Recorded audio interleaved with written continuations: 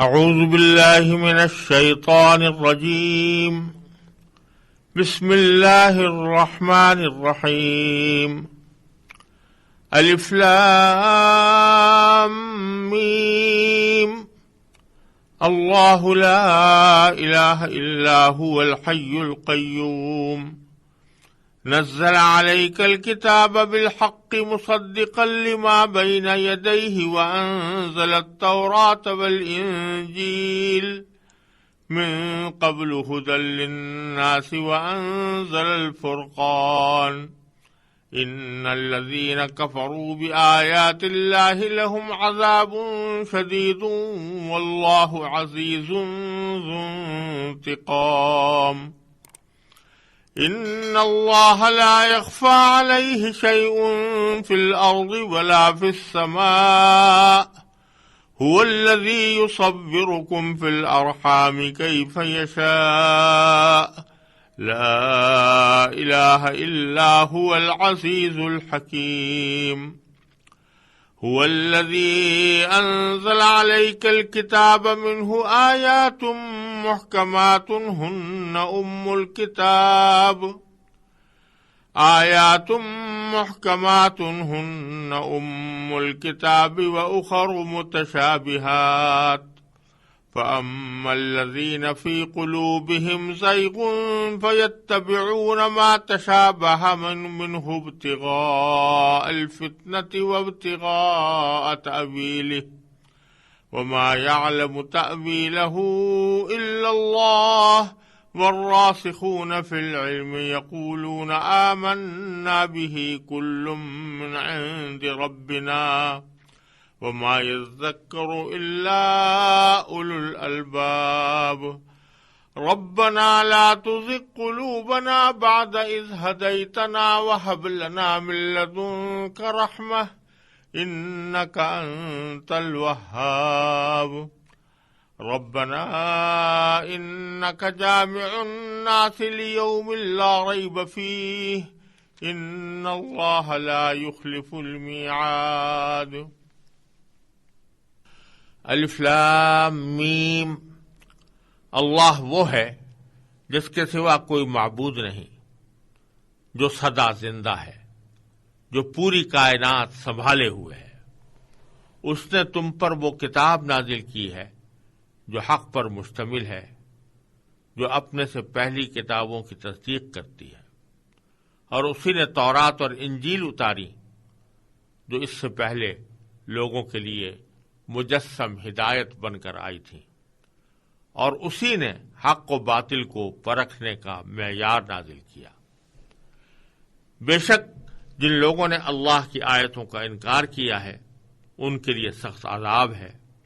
اور اللہ زبردست اقتدار کا مالک اور برائی کا بدلہ دینے والا ہے۔ یقین رکھو کہ اللہ سے کوئی چیز چھپ نہیں سکتی، نہ زمین میں نہ آسمان میں۔ وہی ہے جو ماؤں کے پیٹ میں جس طرح چاہتا ہے تمہاری صورتیں بناتا ہے، اس کے سوا کوئی معبود نہیں۔ وہ زبردست اقتدار کا بھی مالک ہے، اعلیٰ درجے کی حکمت کا بھی۔ اے رسول، وہی اللہ ہے جس نے تم پر کتاب نازل کی ہے، جس کی کچھ آیتیں تو محکم ہیں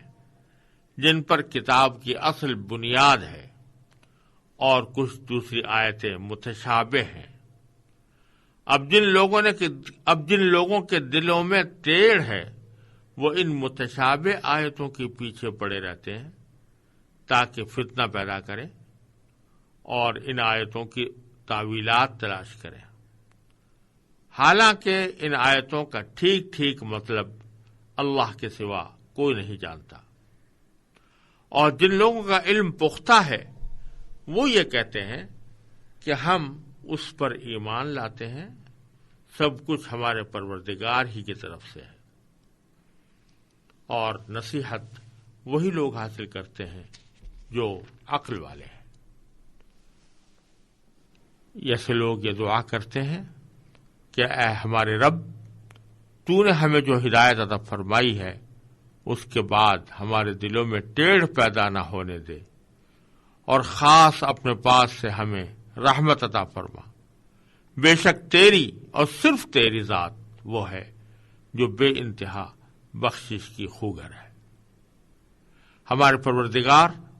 تو تمام انسانوں کو ایک ایسے دن جمع کرنے والا ہے جس کے آنے میں کوئی شک نہیں۔ بے شک اللہ اپنے وعدے کی خلاف ورزی نہیں کرتا۔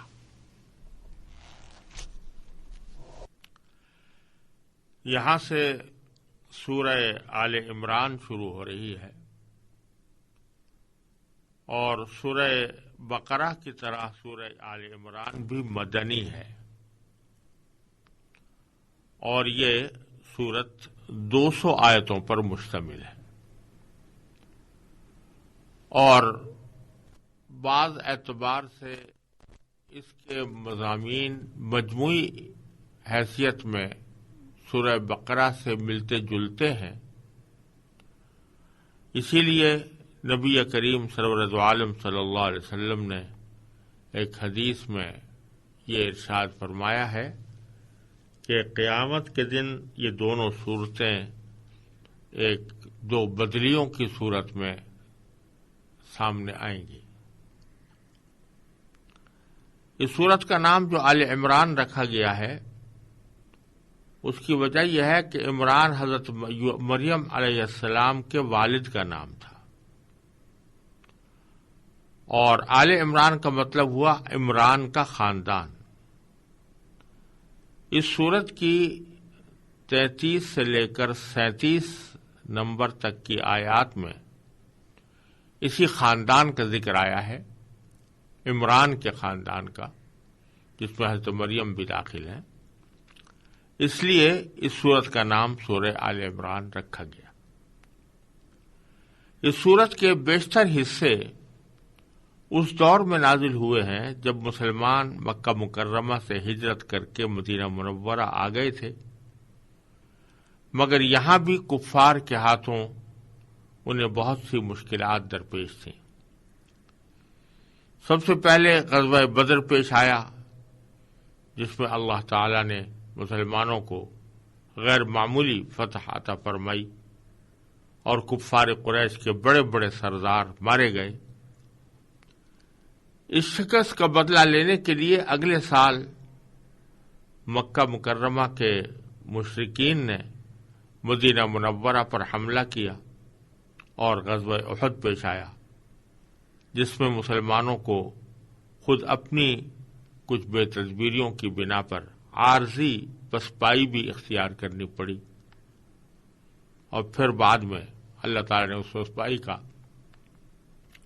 تدارک بھی فرما دیا۔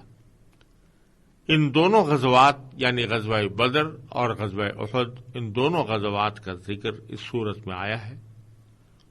اور ان غزوات سے متعلق متعدد مسائل پر اللہ تعالی نے قیمتی ہدایات عطا فرمائی ہے۔ مدینہ منورہ اور اس کے اطراف میں یہودی بڑی تعداد میں آباد تھے۔ سورہ بقرہ میں ان کے عقائد اور اعمال کا بڑی تفصیل کے ساتھ ذکر ہو چکا ہے، اور ضمناً عیسائیوں کا بھی تذکرہ آیا تھا،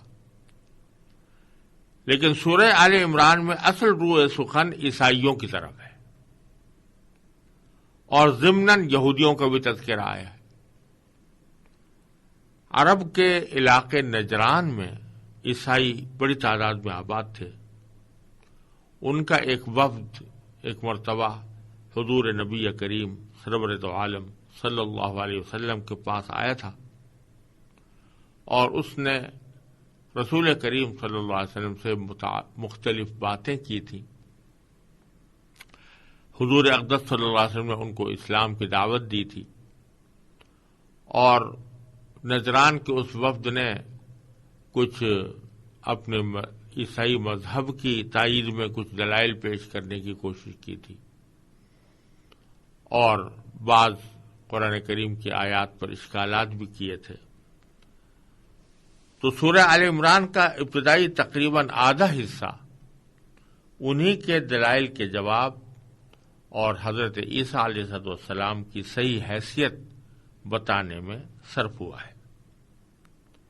اس کے علاوہ اس صورت میں زکوٰۃ، سود اور جہاد سے متعلق بھی احکام عطا فرمائے گئے ہیں، اور سورت کے آخر میں دعوت دی گئی ہے کہ اس کائنات میں پھیلی ہوئی قدرت خداوندی کی نشانیوں پر انسان کو غور کر کے اللہ تعالی کی وحدانیت پر ایمان لانا چاہیے اور ہر حاجت کے لیے اسی کو پکارنا چاہیے۔ سورہ آل عمران کا یہ پہلا رکوع جس کی میں نے ابھی تلاوت کی ہے اور جس کا ترجمہ بیان کیا ہے، اللہ تبارک و تعالیٰ نے اپنے خاص معجزانہ اسلوب میں نازل فرمایا ہے، اور اس میں ایک طرف تو اللہ تبارک و تعالیٰ کی توحید اور نبی کریم سرور دو عالم صلی اللہ علیہ وسلم کی رسالت کا بیان فرمایا گیا ہے، اور اس طرح بیان فرمایا گیا ہے کہ نجران کے عیسائی جو نبی کریم صلی اللہ علیہ وسلم کی خدمت میں آئے تھے اور جو حضرت عیسیٰ علیہ السلام کو اللہ کا بیٹا یا اللہ مانتے تھے یا خدا مانتے تھے، ان کے دلائل کی ساتھ ساتھ تردید بھی ہوتی چلی گئی ہے، اس انداز سے ہوتی چلی گئی ہے کہ جو شبہات وہ پیش کرتے تھے ان کا ساتھ ساتھ جواب دیا جاتا رہا ہے۔ اس نقطہ نظر سے اس رکوع کا مطالعہ کرتے ہیں تو انشاءاللہ یہ دونوں پہلو اچھی طرح واضح ہو سکیں گے۔ سورت کا آغاز تو پہلی آیت الف لام میم سے ہے، اور اس کے بارے میں گفتگو سورہ بقرہ کے شروع میں گزر چکی ہے کہ یہ حروف مقطعات میں سے ہیں، اور اس کا صحیح علم اللہ تبارک و تعالیٰ کے سوا کسی اور کو نہیں ہے۔ اس کے بعد سورت کا جو آغاز کیا گیا ہے وہ اللہ تبارک و تعالیٰ کی توحید کو باشگاف الفاظ میں بیان کر کے کیا گیا ہے کہ اللہ لا الہ الا ہو، اللہ وہ ہے جس کے سوا کوئی معبود نہیں، الحی القیوم جو سدا زندہ ہے، جو پوری کائنات سنبھالے ہوئے ہے۔ اللہ تبارک و تعالیٰ کی توحید کے ثبوت کے طور پر اور اس کی دلیل کے طور پر اللہ تبارک و تعالیٰ نے اپنی یہ دو صفتیں بیان فرمائی ہیں۔ ایک یہ کہ وہ سدا زندہ ہے، کبھی بھی ایسا وقت نہیں گزرا جس میں وہ موجود نہ ہو، اور نہ آئندہ کوئی ایسا وقت آنے والا ہے جس میں اس کے اوپر موت طاری ہو، وہ ہمیشہ سے ہے، ہمیشہ رہے گا۔ یہ معنی ہے الحی۔ دوسری صفت بیان فرمائی القیوم، کہ اس نے پوری کائنات سنبھالی ہوئی ہے، ساری کائنات کے نظم اور انتظام اور اس کے معاملات کی دیکھ بھال وہ خالصتاً اللہ تبارک و تعالیٰ کا کام ہے، کوئی اور یہ کام انجام نہیں دے سکتا۔ تو اللہ تعالیٰ کی توحید کا ایک دلیل یہ کہ سدا زندہ رہنے والی ذات اس کے سوا کوئی اور نہیں۔ دوسری دلیل یہ کہ کائنات کو سنبھالنے والی اس کے سوا کوئی اور ذات نہیں۔ اور جیسا میں نے عرض کیا کہ ایک طرف ایجابی انداز میں اللہ تبارک و تعالیٰ نے توحید کی یہ دلیلیں پیش کی ہیں، اور ساتھ ساتھ اس میں عیسائیوں کے عقیدے کی تردید کی طرف بھی اشارہ ہے، اور وہ اس طرح کہ حضرت عیسیٰ علیہ السلام کو وہ خدا مانتے تھے۔ کوئی ان کو عیسائیوں میں سے بعض حضرات ان کو براہ راست خدا کہتے ہیں، اور بعض حضرات خدا کا بیٹا کہتے ہیں، لیکن دونوں صورتوں میں دونوں قسم کے لوگ اس پر متفق ہیں کہ ان کی عبادت کی جائے گی، وہ معبود ہیں، اللہ تعالیٰ کے ساتھ عبادت میں ان کو شریک قرار دیتے ہیں۔ تو ان دو لفظوں کے ذریعے یہ بتلانا مقصود ہے کہ تم حضرت عیسیٰ علیہ السلام کو خدا کہتے ہو یا خدا کا بیٹا کہہ کر ان کی عبادت کرتے ہو، تو خدا تو وہ ہوتا ہے جو ہمیشہ سے زندہ ہو، ہمیشہ زندہ رہے، الحی، خدا تو وہ ہوتا ہے۔ اور عیسیٰ علیہ السلام کے بارے میں آپ خود مانتے ہو کہ ان کو موت طاری ہو گئی تھی، ان کو تمہارے خیال کے مطابق صلیب پر چڑھا کر، سولی پر چڑھا کر ان کو موت کے گھاٹ اتار دیا گیا تھا۔ تو موت تو کسی خدا پر طاری نہیں ہو سکتی۔ اور اگرچہ ہمارے نزدیک یعنی مسلمانوں کے نزدیک عیسیٰ علیہ السلام کو سولی تو دی گئی تھی، لیکن دینے کی کوشش کی گئی تھی، لیکن حقیقت میں ان کی وفات اس وقت نہیں ہوئی تھی۔ اللہ تعالیٰ نے ان کو آسمان پر اٹھا لیا تھا، لیکن ساتھ ہی قرآن کریم نے یہ بھی کہا ہے کہ ایک وقت آئے گا کہ وہ آسمان سے نیچے آنے کے بعد اور پھر وہ وفات پائیں گے۔ تو ان کے وفات پانے یا ان پر موت طاری ہونے میں کوئی اختلاف نہیں ہے۔ عیسائی بھی مانتے ہیں کہ ان کے اوپر موت طاری ہوئی، اور مسلمان بھی مانتے ہیں کہ ان پر موت طاری ہوگی۔ تو خدا تو وہ نہیں ہو سکتا جس پر موت طاری ہو، خدا تو وہی ہو سکتا ہے کہ جو زندہ ہو، سدا سے زندہ، ہمیشہ سے زندہ ہے، ہمیشہ زندہ رہے گا، کبھی اس کے اوپر موت طاری نہیں ہوگی۔ دوسری صفت اللہ تعالیٰ کی قیوم ہے، اور اس کا ذکر آیت الکرسی کی تفصیل میں گزر چکا ہے۔ اس کے معنی ہے سنبھالنے والا، یعنی نگرانی کرنے والا، دیکھ بھال کرنے والا۔ اور مراد یہ ہے کہ اللہ تبارک و تعالیٰ سارے کائنات کی دیکھ بھال کرنے والے ہیں، سارے کائنات کو سنبھالے ہوئے ہیں۔ اور یہاں سے بھی اس بات کی وضاحت ہوتی ہے کہ خدا تو وہی ہوتا ہے جو دوسروں کو سنبھالے، اور جو اپنے ہی کو نہ سنبھال سکے اور دوسرے اس کو سولی پر چڑھا دیں، وہ تو خدا نہیں ہو سکتا۔ اس لیے اس میں بھی ایک اشارہ ایک طرف اللہ تعالیٰ کی توحید کے ایجابی پہلو کی طرف ہے، اور دوسرا اشارہ اس کے سلبی پہلو کی طرف ہے کہ حضرت عیسیٰ علیہ السلام کو خدا یا خدا کا بیٹا ماننا کس طرح درست ہو سکتا ہے۔ نبی کریم سرورت عالم صلی اللہ علیہ وسلم کو اللہ تبارک و تعالیٰ نے رسول بنا کر بھیجا تھا۔ آپ نے حضرت عیسیٰ علیہ السلام کی صحیح حقیقت واضح فرمائی تھی۔ تو یہ لوگ جو آپ کو نبی ماننے سے انکار کر رہے تھے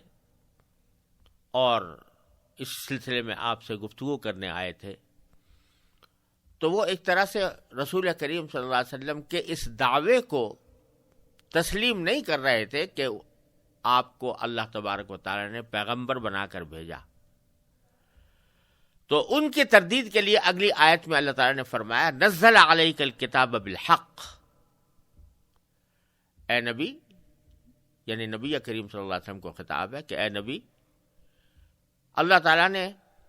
تم پر کتاب نازل کی ہے، وہ کتاب نازل کی ہے جو حق پر مشتمل ہے،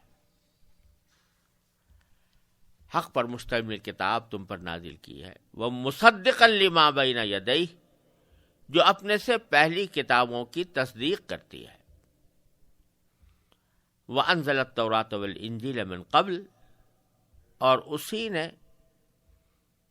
اس سے پہلے تورات اور انجیل اتاری تھی، ھدی للناس، جو لوگوں کے لیے ہدایت بن کر آئی تھی، وانزل الفرقان، اور اسی نے حق اور باطل کو پرکھنے کا معیار نازل فرمایا تھا۔ اس آیت کریمہ میں اللہ تبارک و تعالی نے ایک طرف تو یہ بات واضح فرمائی کہ حضور نبی کریم صلی اللہ علیہ وسلم کے اوپر کتاب نازل ہونا یا آپ کو پیغمبر بنایا جانا، اس میں نصارہ کے لیے یا عیسائیوں کے لیے یا کسی بھی شخص کے لیے کوئی اشکال کی بات نہیں ہونی چاہیے، کیونکہ قرآن کا نزول یہ کوئی نئی بات نہیں ہے کہ پہلی بار کوئی آسمانی کتاب نازل کی جا رہی ہو۔ اس سے پہلے بھی اللہ تبارک و تعالیٰ نے آسمانی کتابیں نازل فرمائی ہیں، جن میں سے خاص طور پر نام لیا تورات کا اور انجیل کا، کہ یہ وہ کتابیں ہیں جن کے آسمان سے نازل ہونے کا اعتقاد خود یہودی اور عیسائی بھی کرتے ہیں۔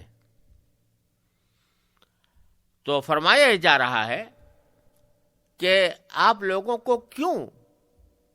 اس نئی کتاب کے نازل ہونے پر تعجب یا حیرت یا اشکال پیدا ہو رہا ہے، جبکہ آپ خود مانتے ہیں کہ اس سے پہلے تورات اور انجیل نازل ہو چکی ہیں، اللہ تبارک و تعالیٰ نے نازل فرمائی ہے، اور اس لیے نازل فرمائی ہے کہ ہدی للناس، جو لوگوں کے لیے ہدایت بن کر آئیں،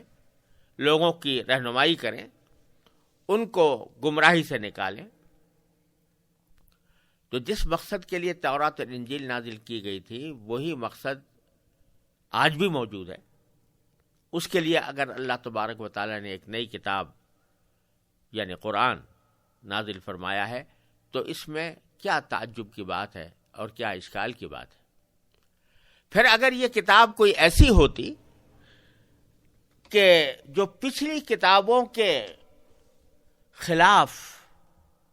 ایسے عقیدے بیان کرتی جو پچھلی آسمانی کتابوں نے بیان نہیں کیے، اگر کوئی ایسی کتاب آتی جو ان کے بنیادی عقائد کے خلاف ہوتی، ان کے بنیادی اصولوں کے خلاف ہوتی، تو بے شک آپ یہ کہہ سکتے تھے کہ بھئی یہ کتاب تو آسمانی نہیں ہے، کیونکہ آسمانی کتابوں میں تو کچھ اور بات کہی گئی تھی اور یہ کچھ اور بات کہتی ہے۔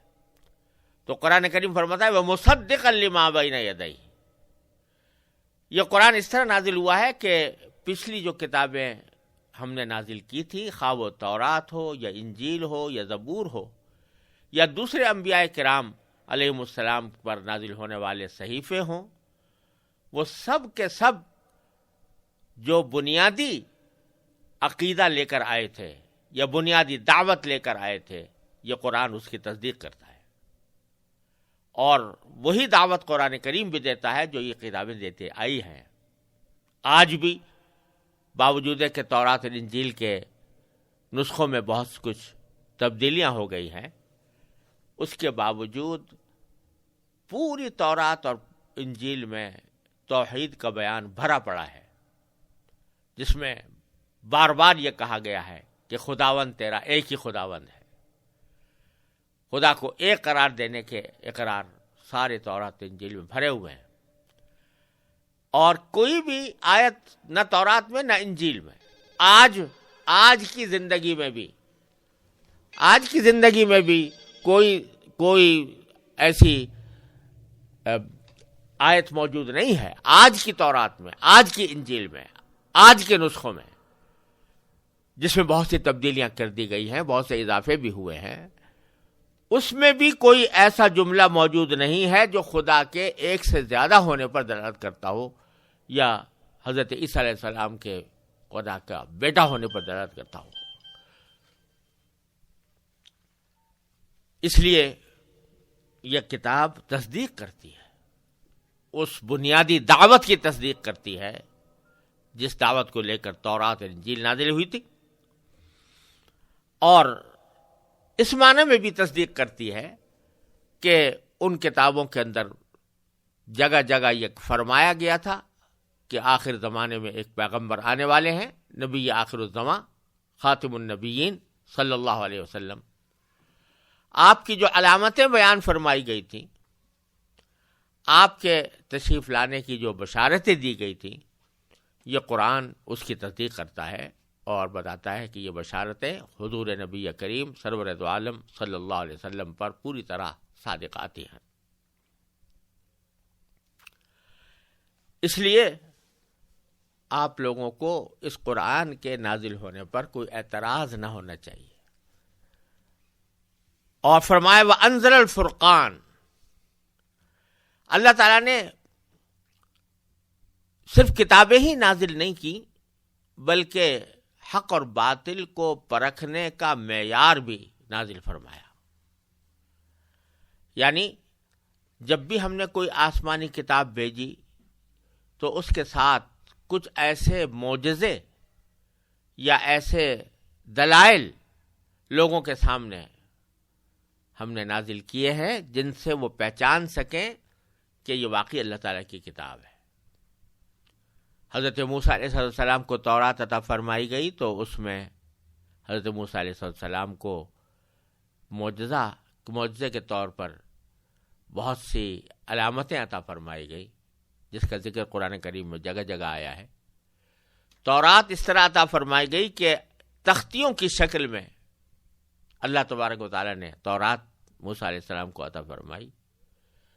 حضرت عیسیٰ علیہ السلام کو انجیل عطا فرمائی تو ان کے ساتھ ساتھ ان کو بہت سے معجزے دیے جس معجزوں کے ذریعے وہ یہ لوگوں پر واضح کر سکیں کہ ان کو اللہ تعالیٰ نے بھیجا ہے، وہ اللہ تعالیٰ کے پیغمبر ہیں،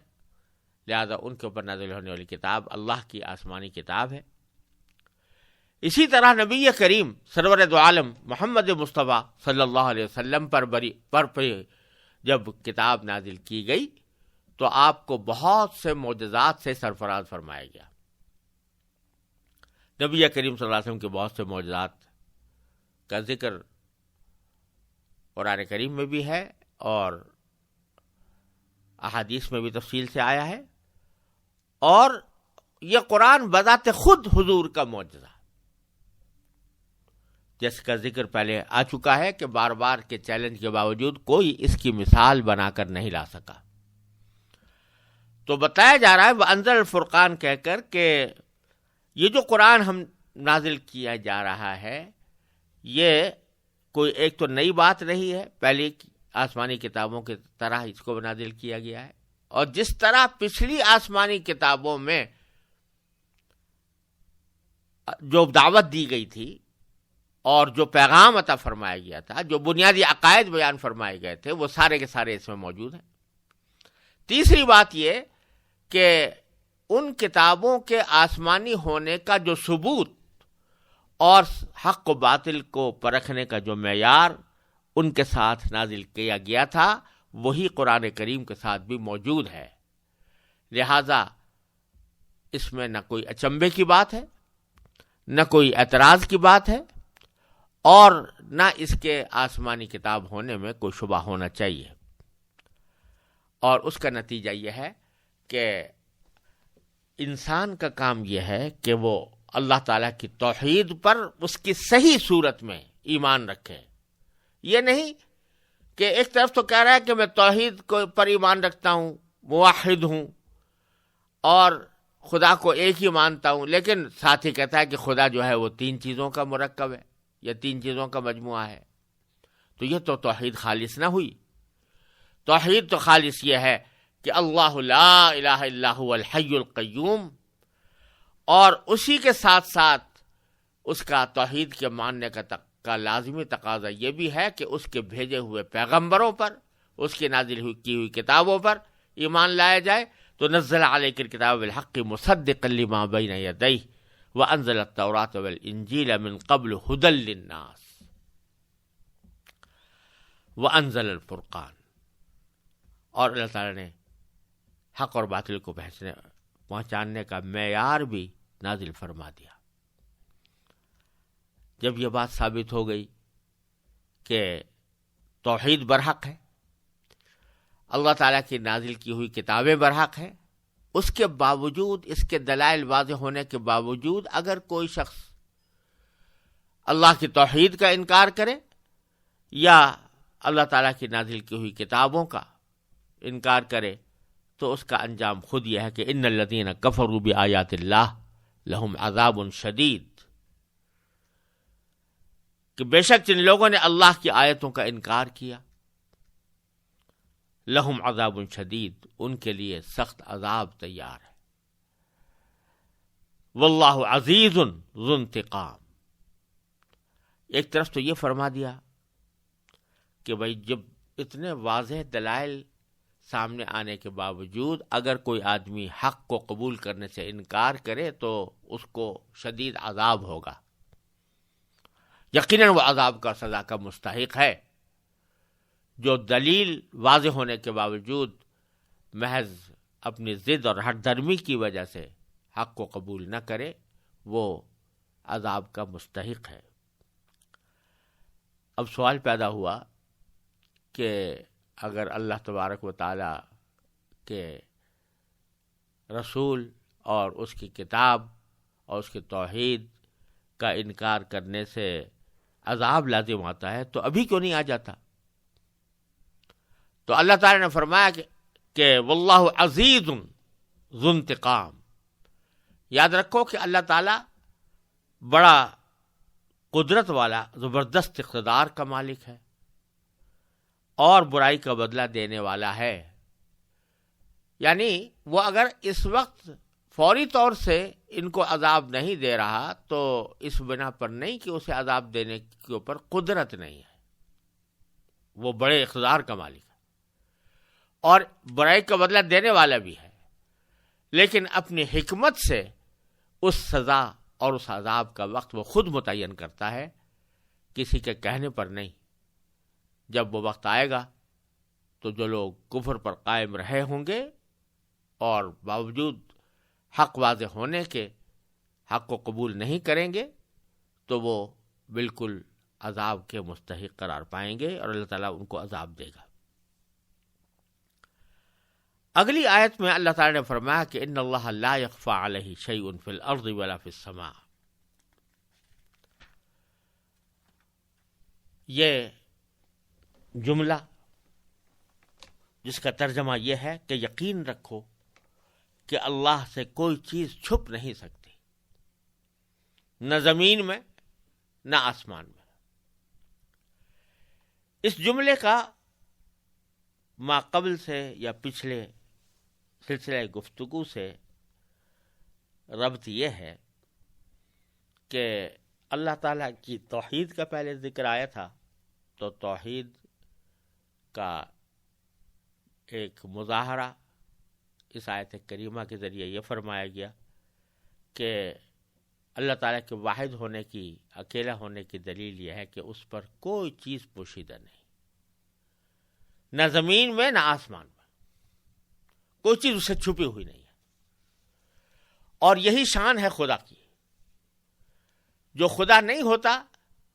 وہ عالم الغیب نہیں ہوتا، اس کو غیب کی باتوں کا پتہ نہیں ہوتا۔ بہت سی چیزیں جو اس کی آنکھوں کے سامنے نہیں ہوتی ہیں وہ اس سے چھپی رہتی ہے، لیکن اللہ وہ ہے کہ لا یخفی علیہ شیء فی الارض ولا فی السماء،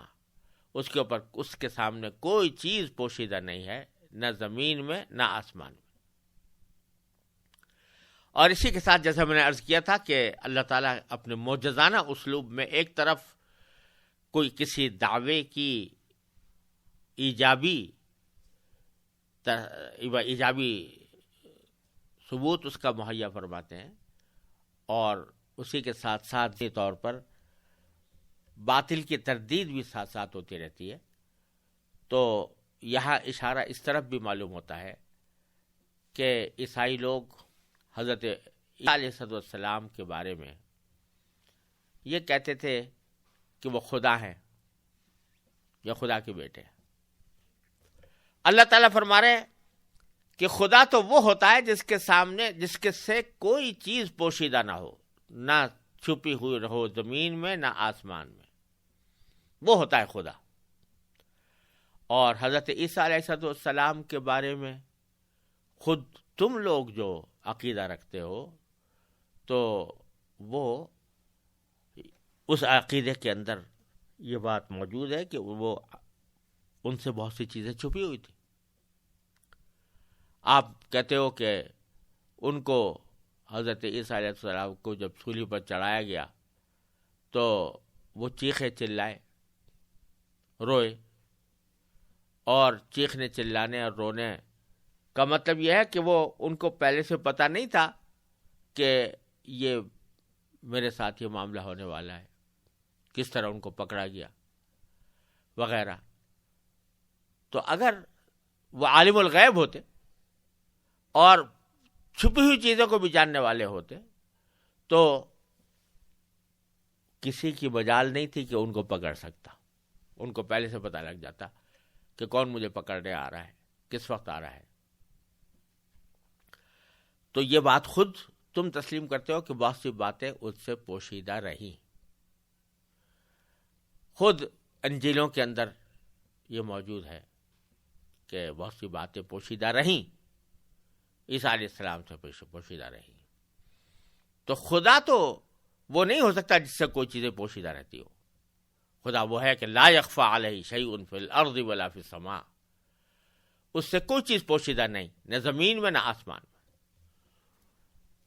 پھر اللہ تعالیٰ کی توحید کی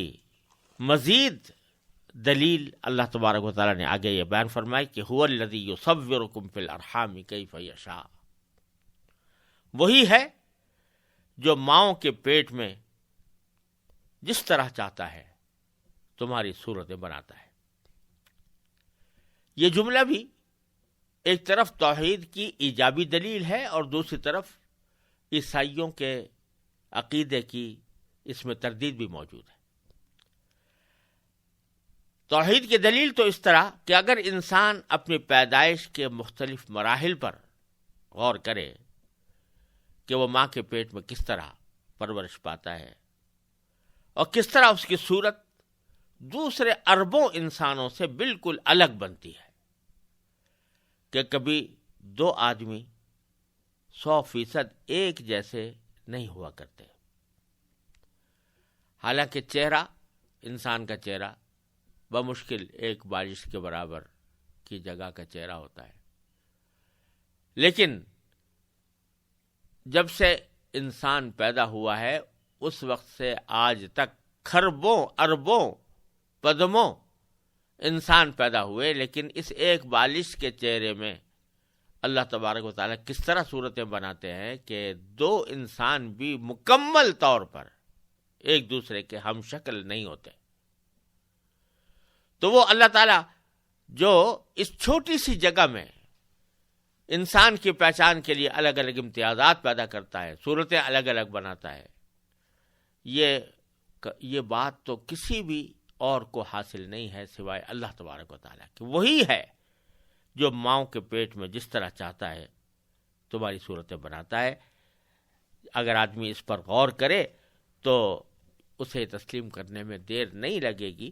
کہ یہ ساری باتیں خدا واحد کی قدرت اور حکمت کے تحت ہو رہی ہیں. اس کے ساتھ ہی اس کا سلبی پہلو یہ ہے کہ نجران کے عیسائیوں کا جو وفد نبی کریم صلی اللہ علیہ وسلم کے پاس آیا تھا، اس نے یہ بات پیش کی تھی کہ حضرت عیسیٰ علیہ السلام بغیر باپ کے پیدا ہوئے تھے، اور ان کا بغیر باپ کے پیدا ہونا یہ ان کے خدا ہونے کی دلیل ہے یا خدا کا بیٹا ہونے کی دلیل ہے. تو اللہ تبارک و تعالیٰ نے اس آیت کریمہ میں ان کے اس دعوے کی بھی تردید ضمناً فرما دی ہے کہ وہی ہے جو ماؤں کے پیٹ میں جس طرح چاہتا ہے تمہاری صورتیں بناتا ہے. یعنی اللہ تبارک و تعالیٰ کو کسی شخص کے پیدا کرنے میں یا اس کو کوئی خاص صورت دینے میں کسی کی حاجت نہیں ہے. وہ جس طرح چاہتا ہے صورتیں بناتا ہے ماں کے پیٹ میں، اس کو کسی سبب کی حاجت نہیں. اگرچہ عام طریقہ یہ ہے جو اللہ تعالیٰ نے بنایا ہے کہ ہر بچہ کسی باپ کے ذریعے پیدا ہوتا ہے، لیکن وہ اس طریقے کا نہ پابند ہے نہ محتاج ہے. وہ اگر چاہے جب چاہے تو جس کو چاہے بغیر باپ کے پیدا کر سکتا ہے، اور اس سے کسی کا خدا یا خدا کا بیٹا ہونا لازم نہیں آتا. جیسے حضرت آدم علیہ السلام کو اللہ تعالیٰ نے پیدا کیا، عیسائی بھی مانتے ہیں کہ وہ تو بغیر ماں باپ کے پیدا کیا، نہ ماں تھی نہ باپ تھے، بلکہ براہ راست آدم علیہ السلام کی تخلیق فرما دی. لیکن براہ راست تخلیق کرنے کے نتیجے میں جب حضرت آدم علیہ السلام پیدا ہوئے تو ان کو آپ لوگ بھی نہیں مانتے کہ وہ خدا کے بیٹے ہیں یا خدا ہے. تو وہ تو بغیر ماں باپ کے پیدا ہوئے تھے. عیسیٰ علیہ السلام ماں سے پیدا ہوئے اگرچہ باپ کے بغیر ہوئے. تو اس کی وجہ سے ان کو خدا کہنا یا خدا کا بیٹا کہنا یہ کیسے درست ہو سکتا ہے؟ تو اللہ تبارک و تعالیٰ تو جس طرح چاہتا ہے ماؤں کے پیٹ میں بند انسانوں کی صورت گری کرتا ہے، صورت بنا دیتا ہے، جس طرح چاہتا ہے بناتا ہے. وہ اگر چاہے تو باپ اور ماں کے ملاپ سے بیٹا پیدا کر دے،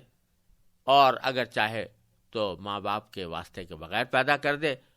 اس کو کوئی روکنے والا نہیں. تو اس لیے حضرت عیسیٰ علیہ الصلوۃ والسلام کو اگر اس نے اپنی حکمت سے بغیر باپ کے پیدا فرمایا تو اس سے یہ لازم نہیں آتا کہ جو پیدا ہوا ہے وہ خدا بن گیا یا خدائی کے میں اس کا شریک بن گیا یا خدا کا بیٹا بن گیا.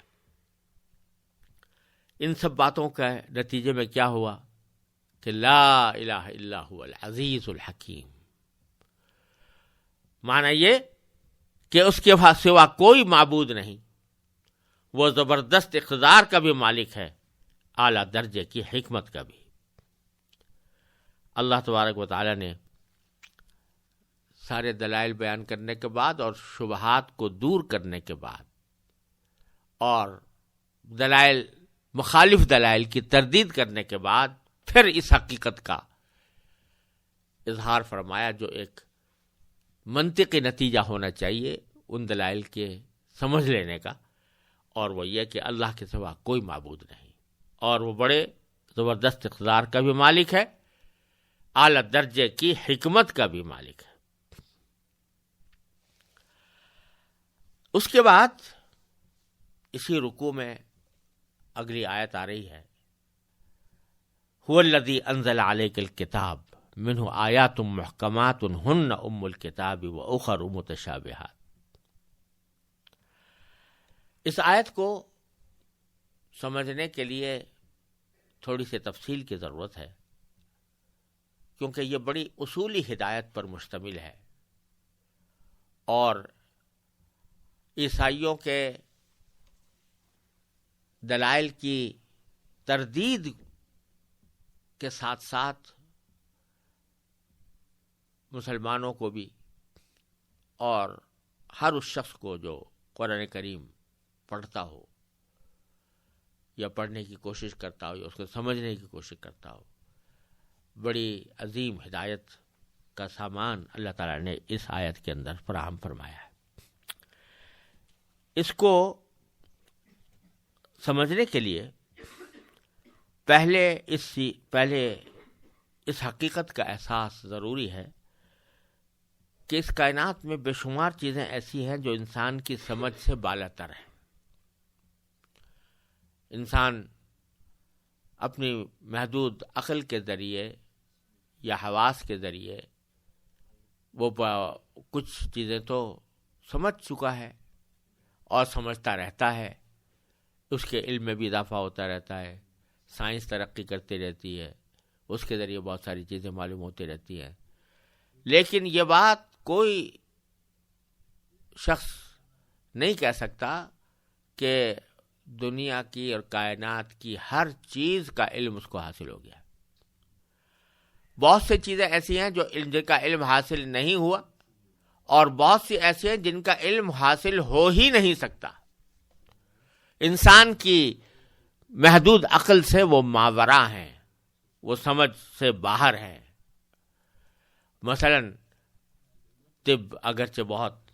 ترقی کر چکی ہے، لیکن اس ترقی کے باوجود مانتے ہیں کہ بہت سے پہلو ایسے ہیں کہ جو ابھی تک ہماری سمجھ میں نہیں آئے، اور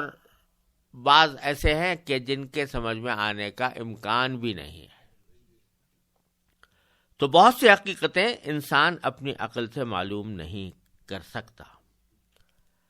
اسی طرح اللہ تعالیٰ کا وجود اور اس کی وحدانیت تو بے شک ایسی حقیقت ہے جو ہر انسان اپنی عقل سے معلوم کر سکتا ہے کہ وہ اس کائنات کا کوئی بنانے والا ہے، پیدا کرنے والا ہے، اس نے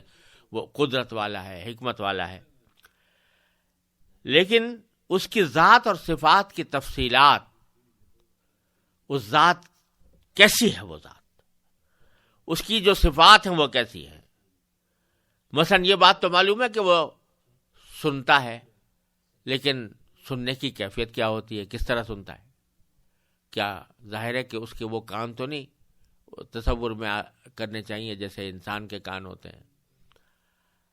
وہ دیکھتا ہے، لیکن کس طرح دیکھتا ہے، اس دیکھنے کی حقیقت کیا ہے؟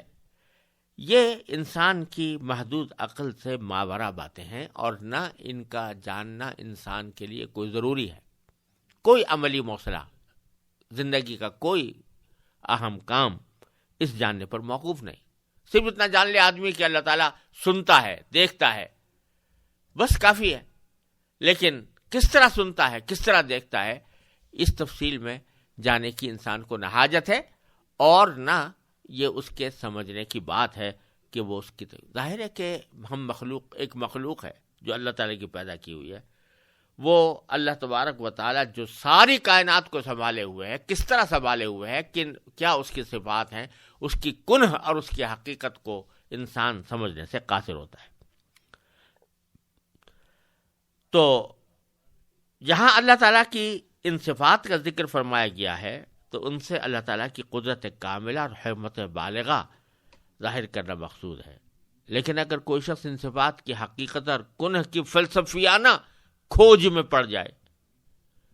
کہ بھئی کیا کیفیت ہے اس دیکھنے کی اور کیا کیفیت ہے اس کے سننے کی،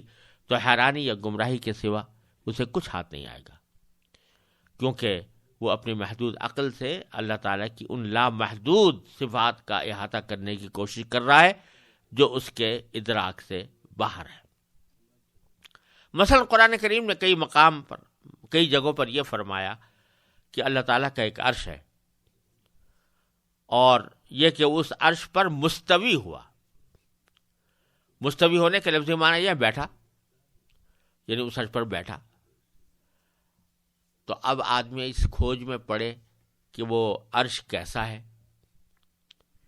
اور اس کی ضرورت کیا تھی، کتنا بڑا ہے، کیا اس کی کا مادہ کیا کاہے سے بنا ہوا ہے، اور اللہ تعالیٰ اس کے اوپر بیٹھے تو بیٹھے کیسے بیٹھے، مستوی ہونے کا کیا مطلب ہے، کس طرح بیٹھے، بیٹھنے کی کیفیت کیا ہے. اگر کوئی آدمی اس کھوج میں پڑ جائے تو یہ وہ سوالات ہیں جن کا جواب انسان کی عقل اور سمجھ سے بالا تر ہے، کبھی زندگی بھر اس کی حقیقت تک وہ پہنچ نہیں سکتا، اور انسان کی زندگی کا کوئی عملی مسئلہ اس پر موقوف بھی نہیں. تو ایسی آیات قرآن کریم کے اندر جو آیات آئی ہیں اس میں بعض آیتیں ایسی ہیں کہ جن میں اس قسم کے حقائق بیان کیے گئے ہیں جو انسان کی، جن کی کنہ اور حقیقت اور تفصیل انسان کی سمجھ سے باہر ہے. دیکھیے مثلا جنت کا ذکر ہے قرآن کریم میں، اور جنت کی نعمتوں کا بھی ذکر ہے، لیکن ساتھ ہی حضور اقدس صلی اللہ علیہ وسلم نے فرمایا کہ وہ ایسی نعمتیں ہوں گی کہ جن کا ذہن پر انسان کے کسی انسان کے ذہن پر اس کا خیال بھی نہیں گزرا، ایسی نعمتیں ہوں گی. جب اس کا خیال ہی نہیں گزرا تو اس کو سمجھے کیسے آدمی، اس کی حقیقت کیسے سمجھے؟ تو بس اتنا اجمال تو کافی ہے کہ وہ جنت میں اللہ تعالیٰ کی طرف سے نعمتیں ہوں گی، لیکن ان نعمتوں کی کنہ کیا ہوگی، کیا کیفیت ہوگی، اس کا ادراک انسان کے بس سے باہر ہے. تو جن آیات میں اس قسم کے حقائق بیان فرمائے گئے ہیں جن کی کنہ انسان کی ادراک سے ماورا ہے، ان کو متشابہات کہا جاتا ہے. اور اسی طرح بعض الفاظ ایسے قرآن کریم میں آئے ہیں جن کے معنی کسی انسان کو سوائے اللہ اور اللہ کے رسول صلی اللہ علیہ وسلم کے کسی اور کو معلوم نہیں، جیسے الف لام میم ابھی اس آیت کے شروع میں آیا تھا، ان کو بھی متشابہات میں داخل سمجھا جاتا ہے. اس کے برخلاف قرآن کریم میں ساری آیتیں، یعنی ان چند ایسی آیتوں کو چھوڑ کر جو متشابہات کہلاتی ہیں، ساری آیتیں ایسی ہیں جو واضح ہیں، جن کا مطلب ہر انسان سمجھ سکتا ہے، اور اس میں کسی تعویل وغیرہ کی بھی ضرورت نہیں ہے. ان کو محکم آیات کہا جاتا ہے. تو اسی لیے مفسرین کے ہاں اسی آیت کی روشنی میں کہا گیا ہے کہ آیات کی دو قسمیں ہیں، ایک محکم ایک متشابہ۔ تو اللہ تبارک و تعالی اس آیت کریمہ میں یہ فرما رہے ہیں کہ اللہ تعالی نے جو آیتیں نازل کی ہیں اس میں کچھ محکم بھی ہیں، کچھ متشابہات بھی ہیں، بلکہ یوں کہنا یہ چاہیے کہ اس میں آیات محکمات ہی زیادہ ہے اور متشابہات کم ہے۔ اب انسان کو یہ چاہیے، ایک صحیح بندے کو یہ چاہیے کہ جو قرآن کریم کی محکم آیتیں ہیں ان کی تو پوری پاسداری کرے، ان کو سمجھے، ان پر عمل کرے، ان کے تمام احکام کو دل سے مانے بھی اور اپنے زندگی میں ان کو اپنائے بھی۔ البتہ جو متشابہ آیتیں ہیں، متشابہات ہیں، یعنی جن کی حقیقت اور جن کی کنہ انسان کی سمجھ سے بالا تر ہے، جیسے اللہ تعالیٰ کی صفات کی کنہ کہ بھی عرش پر اللہ تعالیٰ کیسے بیٹھا یا نہیں بیٹھا، استوا کا مطلب بیٹھنے کا ہے، تو کیا استوا کے معنی بیٹھنے کے ہیں یا کوئی اور معنی ہے، یا اگر استوا ہی ہے تو وہ کس قسم کا ہے، جو انسان کی سمجھ سے بالا تر باتیں ہیں ان کے بارے میں ایک صحیح طرز عمل ایک مومن کا یہ ہونا چاہیے کہ جو کچھ اللہ تعالیٰ نے بیان فرمایا برحق، لیکن ہم اس کی پوری طرح سمجھ سے قاصر ہیں، لہذا اس کے معاملے کو اللہ ہی کے حوالے کرتے ہیں، اس کی کھود کریز میں نہیں پڑتے۔ لیکن جو لوگ کے ٹیڑھ رکھتے ہیں ان کا حال یہ کہ محکمات کی فکر نہیں کرتے اور متشابہات کی کھود کریز میں پڑے رہتے ہیں۔ اسی قسم کا ایک رویہ عیسائیوں نے، نجران کے عیسائیوں نے بھی ظاہر کیا تھا، جن کا ذکر میں پہلے کر چکا ہوں اور جن کے بارے میں یہ سورہ آل عمران کا ابتدائی حصہ نازل ہوا ہے۔ ان لوگوں نے ایک طرف تو جب نبی کریم سرور دو عالم صلی اللہ علیہ وسلم نے توحید کے دلائل پیش فرمائے اور یہ بات واضح فرمائی کہ بھئی عیسیٰ علیہ السلام اللہ تعالیٰ کے بہت مقدس پیغمبر تھے، لیکن ان کو خدا ماننا یا خدا کا بیٹا ماننا کسی طرح بھی درست نہیں ہو سکتا، کوئی بھی عقلی نقلی دلیل اس کے اوپر پیش نہیں کی جا سکتی۔ تو آخر میں انہوں نے یہ کہا کہ آپ خود مانتے ہیں کہ قرآن کریم میں حضرت عیسیٰ علیہ السلام کو کلمۃ اللہ کہا گیا ہے یا وروح منہ کہا گیا ہے، کہ اللہ تعالیٰ کی روح تھے، وہ یا اللہ کا کلمہ تھے۔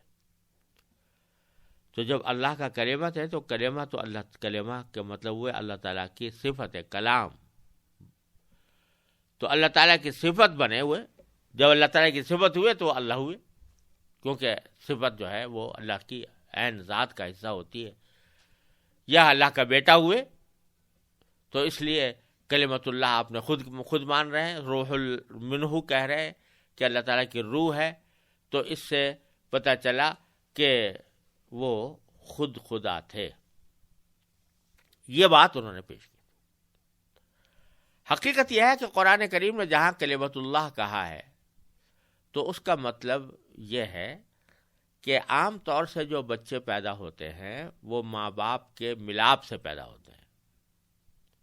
شوہر اور بیوی کے ملاپ سے بچہ پیدا ہوتا ہے۔ یہ ایک عام طریقہ ہے جو اللہ تعالیٰ نے مقرر فرمایا ہے، لیکن حضرت عیسیٰ علیہ السلام کو اس طریقے سے پیدا کرنے کے بجائے اپنے کلمہ کن سے پیدا کیا۔ کلمہ یعنی وہ لفظ کون سا؟ کن، جیسا قرآن کریم نے جگہ جگہ فرمایا کہ اذا اراد شیئا یقول لہ کن فیکون، جب اللہ تعالیٰ کوئی کام کرنا چاہتے ہیں تو کہتے ہیں کن، ہو جا، فیکون، وہ ہو جاتا ہے۔ تو ایک کن کا کلمہ کہا، وہ کسی چیز کے بارے میں وہ ہو گئی۔ تو عیسیٰ علیہ السلام کو بھی جب اللہ تعالیٰ نے پیدا کرنا چاہا تو جو معمول کا طریقہ ہے کہ شوہر اور بیوی کے ملاپ سے بچہ پیدا ہوتا ہے، اس طریقے کو اختیار کرنے کے بجائے اپنا کلمہ کن فرمایا، ہو جا، تو وہ پیدا ہو گئے۔ اس معنی میں وہ کلمۃ اللہ ہے کہ اللہ کے کلمے کن سے پیدا ہوئے۔ اسی طرح جہاں وروح منہ فرمایا کہ وہ روح ہے اللہ تعالیٰ کی طرف سے، تو اس کا مطلب بھی یہ ہے کہ عام حالات میں تو صورتحال یہ ہوتی ہے کہ ماں کے پیٹ میں نطفہ قرار پاتا ہے، پھر وہ لوتھڑا بنتا ہے، پھر وہ مضغہ بنتا ہے، پھر اس میں ہڈیاں اور گوشت پیدا کیا جاتا ہے، پھر کسی مرحلے پر جب اللہ تعالیٰ چاہتے ہیں اس کے اندر روح پھونکتے ہیں اس کے اندر. تو یہ سب طریقے سے ان مراحل سے گزر کر بچہ پیدا ہوتا ہے، لیکن اللہ تعالیٰ نے روح اپنی خود براہ راست حضرت مریم کے اندر ڈال دی، تو اس لیے اس کو روح منہ فرمایا گیا. حقیقت تو یہ تھی، لیکن عیسائی حضرات نے جو خاص طور پر جو نبی کریم صلی اللہ علیہ وسلم کی خدمت میں حاضر ہوئے تھے، انہوں نے یہ کہا کہ آپ خود کلمت اللہ مانتے ہیں اور روح اللہ مانتے ہیں، تو اس کا تقاضا یہ ہے کہ اللہ تعالیٰ ہی کے بیٹے بنے وہ، یا اللہ تعالیٰ ہی بنے. تو اللہ تعالیٰ نے یہاں پر اس آیت میں بہت ہی اصولی طور پر ایک بات بیان فرمائی، اور وہ یہ کہ دیکھو بھائی، قرآن کریم کی دو قسم کی آیتیں ہیں، ایک محکمات ہیں، ایک متشابہات ہیں، جیسا کہ ابھی تفصیل عرض کی گئی. آدمی کے لیے اپنے عقیدے اور عمل کو درست کرنے کے لیے انسان کو چاہیے کہ وہ محکمات کی پیروی کرے، محکمات کو سمجھے اور اسی کی کو اپنے ذہن میں رکھے، کیونکہ ہن ام الکتاب، وہ کتاب کی اصل بنیاد ہے. اس لیے محکمات کو سامنے رکھے، متشابہات کا معاملہ اللہ کے حوالے کرے کہ اس کی حقیقت اللہ تعالیٰ بہتر جانتے ہیں. لیکن اگر حضرت عیسیٰ علیہ السلام کی بات کو لے لو تو قرآن کریم کی آیات محکمات میں جگہ جگہ اللہ تعالیٰ نے یہ فرمایا ہے کہ وہ خدا کے بیٹے نہیں ہو سکتا، خدا کا کوئی بیٹا نہیں ہو سکتا. عیسیٰ علیہ السلام کے بارے میں جگہ جگہ یہ فرمایا کہ وہ اللہ تعالیٰ کے سچے پیغمبر تھے، اللہ تعالیٰ نے ان کو بشارت دے کر بھیجا تھا، اللہ تعالیٰ کے مقدس پیغمبر تھے، لیکن ان کی خدائی کی جگہ جگہ نفی کی گئی ہے، خدا کا بیٹا ہونے کی واضح الفاظ میں نفی کی گئی، دو ٹوک الفاظ میں نفی کی گئی. اب ان ساری آیتوں کو تو چھوڑ دے آدمی اور کلمت اللہ اور روح اللہ کے لفظ کو پکڑ کر بیٹھ جائے کہ ان کو کلمہ کہا گیا، روح کہا گیا، تو یہ تو ٹیڑھ کی علامت ہے. آدمی کو چاہیے کہ محکمات کی پیروی کرے اور متشابہات کو اللہ تعالیٰ کے حوالے کرے. یہ ترجمہ پھر دیکھ لے، فرمایا کہ هو الذی انزل علیک الکتاب، وہی اللہ ہے جس نے تم پر کتاب نازل کی ہے، منہ آیات محکمات، جس کی کچھ آیتیں تو محکم ہیں، ہن ام الکتاب، جو یا جن پر کتاب کی اصل بنیاد ہے، کتاب کا اصل پیغام لوگوں کے لیے اسی میں ہے. اور وَأُخَرُ متشابہات، اور کچھ دوسری آیتیں متشابہ ہیں. اور فَأَمَّا الَّذِينَ فِي قُلُوبِهِمْ زَيْغٌ، تو اب جن لوگوں کے دلوں میں ٹیڑھ ہے، فَيَتَّبِعُونَ مَا تَشَابَهَ مِنْهُ، وہ ان متشابہ آیتوں کے پیچھے پڑے رہتے ہیں، ابتغاء الفتنہ، تاکہ فتنہ پیدا کریں، وابتغاء تأویلہ، اور ان آیتوں کی تعویلات تلاش کریں، وما یعلم تأویلہ الا اللہ، حالانکہ ان آیتوں کا ٹھیک ٹھیک مطلب اللہ کے سوا کوئی نہیں جانتا. والراسخون فی العلم، اور جن لوگوں کا علم پختہ ہے،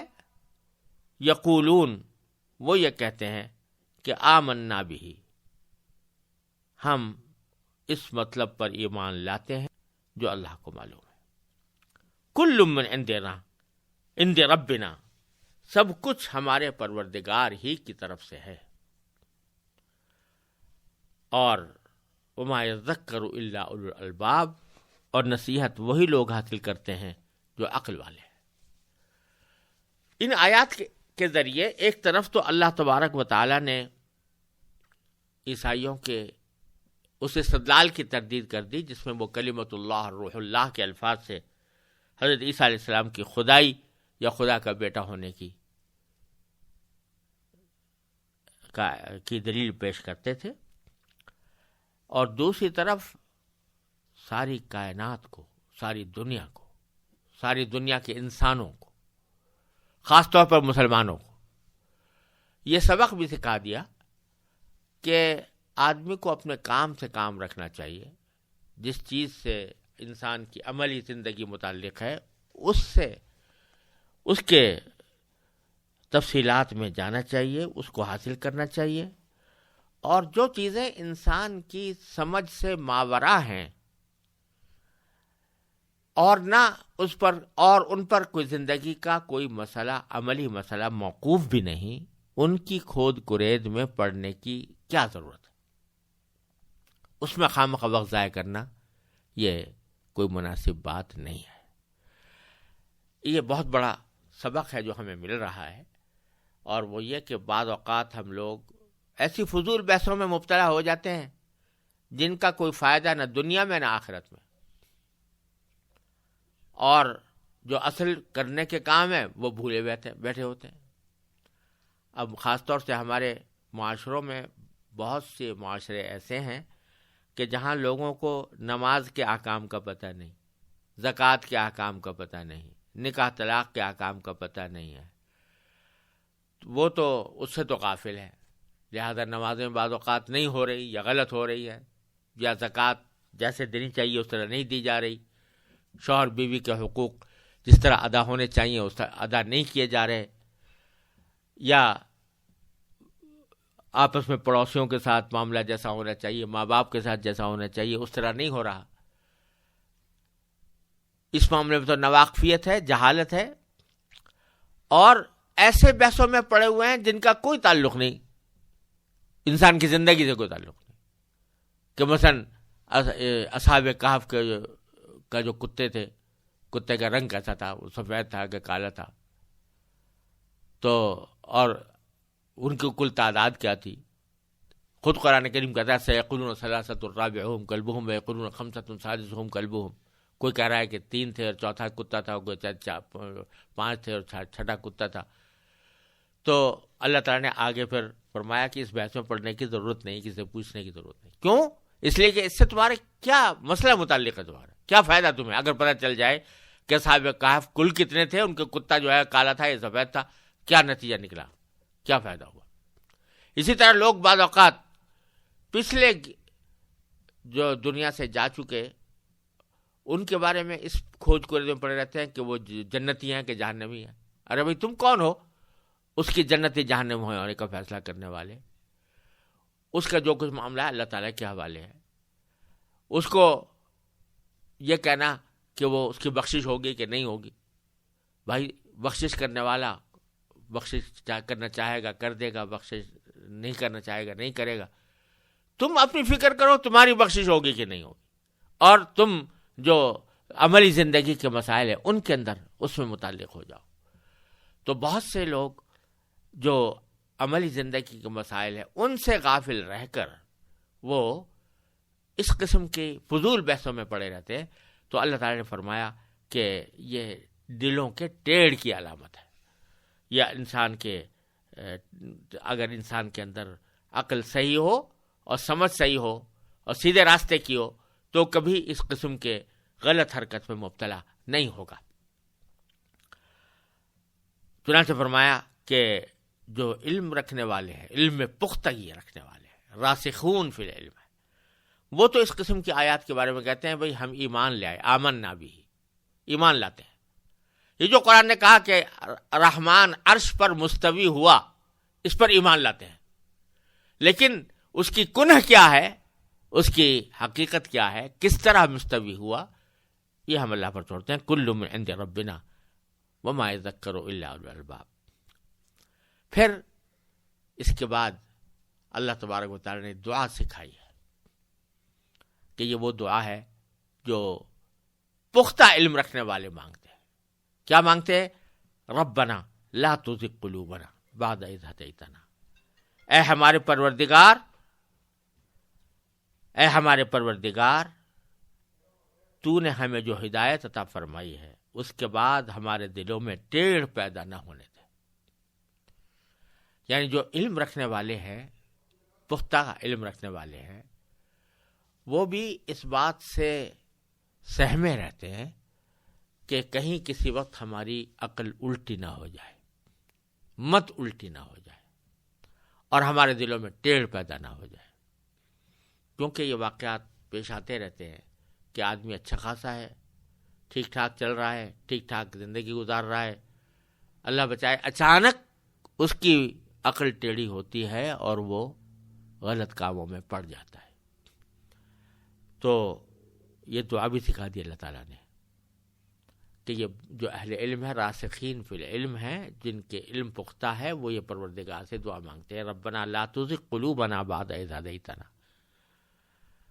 وہب لنا من لدنک رحمہ، اور اے پروردگار ہمیں خاص اپنی پاس سے ہمیں رحمت عطا فرما،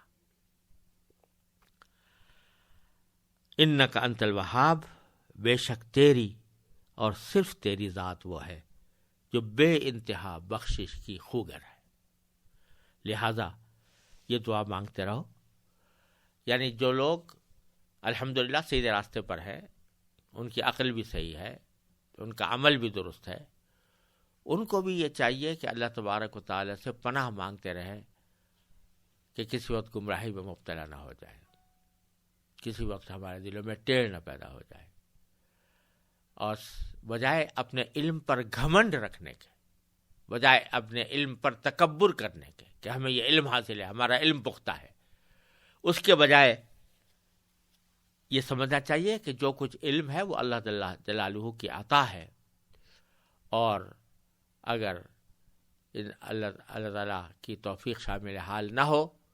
تو اچھے اچھے عقل والے بھی ٹیڑھی راستے پر، ٹیڑھی عقل کے مظاہرے کرنا شروع کر دیتے ہیں، ٹیڑھے راستے پر پڑ جاتے ہیں۔ لہذا اللہ تعالیٰ سے ہر وقت مانگتے رہنا چاہیے کہ ہمیں اس ٹیڑھ سے بچائے۔ ربنا لا تزغ قلوبنا بعد اذ ہدیتنا وہب لنا من لدنک رحمہ انک انت الوہاب۔ ربنا انک جامع الناس لیوم لا ریب فیہ، اے ہمارے پروردگار تو تمام انسانوں کو کیسے دن جمع کرنے والا ہے جس کے آنے میں کوئی شک نہیں۔ ان اللہ لا یخلف المیعاد، بے شک اللہ اپنے وعدے کی خلاف ورزی نہیں کرتا۔ یہاں پچھلے آیات میں توحید اور رسالت کا ذکر تو آ ہی گیا تھا۔ اس رکوع کے آخر میں، اس آخری آیت میں اللہ تعالیٰ نے آخرت کا بھی ذکر کر دیا، اور اس پیرائے میں کر دیا کہ جو پختہ علم رکھنے والے لوگ ہیں وہ یہ دعا کرتے ہیں کہ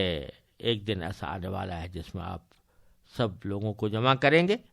اور اس کے آنے میں کوئی شک نہیں ہے، اور اللہ تعالیٰ اپنے وعدے کی خلاف ورزی نہیں کرتا۔ لہذا اے اللہ ہمیں اس دن کے لیے تیاری کی توفیق عطا فرمائیے۔